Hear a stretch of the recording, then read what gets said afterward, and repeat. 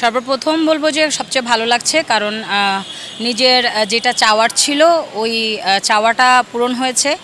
এবং মনে করি যে ভবিষ্যতে যেই আমি এমটা নিয়েছি, যে গেমগুলি আছে সামনে, এই পারফরমেন্সের উপরে ভিত্তি করে আমার সামনের গেমস, ইসলামিক গেমস এবং সাউথ এশিয়ান গেমসটা ভালো হওয়ার চেষ্টা হবে। হয়তো 18কে ব্রেক করার চেষ্টা করব, সেটা জানি না কত হবে, 20ও হতে পারে, 21ও হতে পারে, 19ও হতে পারে।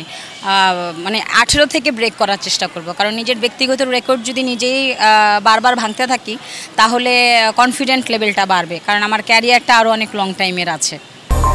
অ্যাঞ্জেলিক ফ্রেশ এয়ার ফ্রেশনার, মুহূর্তেই মন মাতানো মনোরম সুবাস, জাগিয়ে তোলে এক স্নিগ্ধ অনুভূতি। অ্যাঞ্জেলিক। না, প্রথমত বলবো যে দেখেন, আমি বাংলাদেশ ভারোত্তোলন ফেডারেশনকে ধন্যবাদ জানাই যে আমাকে এত সুন্দর একটা এনভায়রনমেন্ট দিয়েছে, জিমনেশিয়াম দিয়েছে, AC, air condition, internationally weight lifting set, আমাকে এত বড় একটা ফ্যাসিলিটি দিয়েছে ভারোত্তোলন ফেডারেশন। এবং বাংলাদেশ আনসার আমাকে, আমার বাহিনী, আমি যাদের হয়ে যাদের সার্ভিসেস করি, আমার বাহিনী আমাকে সবসময় আমাকে সাপোর্ট করে, সবসময় বলে আগে তুমি মাবিয়া, তোমার পারফরমেন্স দেন হচ্ছিল, তুমি অন্য কিছু চিন্তা করবা। সো আমার মনে হয় যে বাংলাদেশ ফেডারেশন, ভারোত্তোলন ফেডারেশন এবং আমার বাহিনী এবং আমার হাজব্যান্ড এবং আমার চেষ্টাই আজকে আলহামদুলিল্লাহ এখানে পৌঁছাতে পেরেছি। না, অ্যাকচুয়ালি লুকায় বিয়ে করি নাই, আমি বিয়েটা জানায়া করছি, হঠাৎ করে বিয়ের ডিসিশন নিয়েছি। কারণ যদি মানে আমার পারফরমেন্স পিকে থেকে আমি বিয়ের ডিসিশন নিয়েছি, যেন কেউ বলতে না পারে যে ক্যারিয়ারের রসাতলে এসে মাবিয়া বিয়ে করেছেন।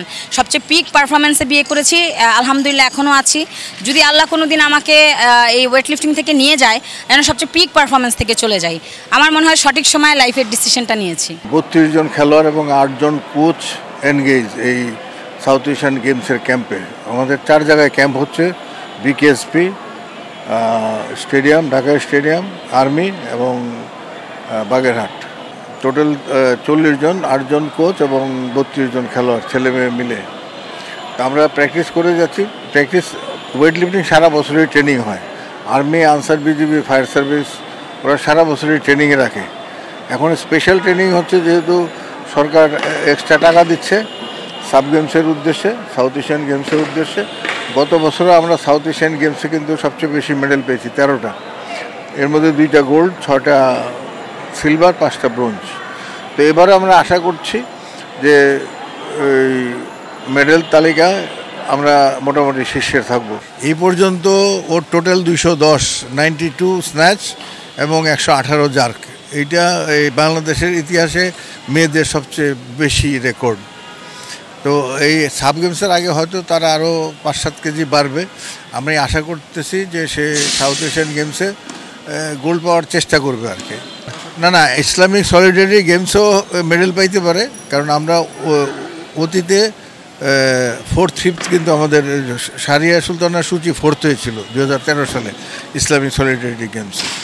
তো আমরা আশাবাদী এবং মাবিয়া নিজেও আশাবাদী যে ইসলামিক সলিডারিটি গেমসে সে মেডেল পাবে।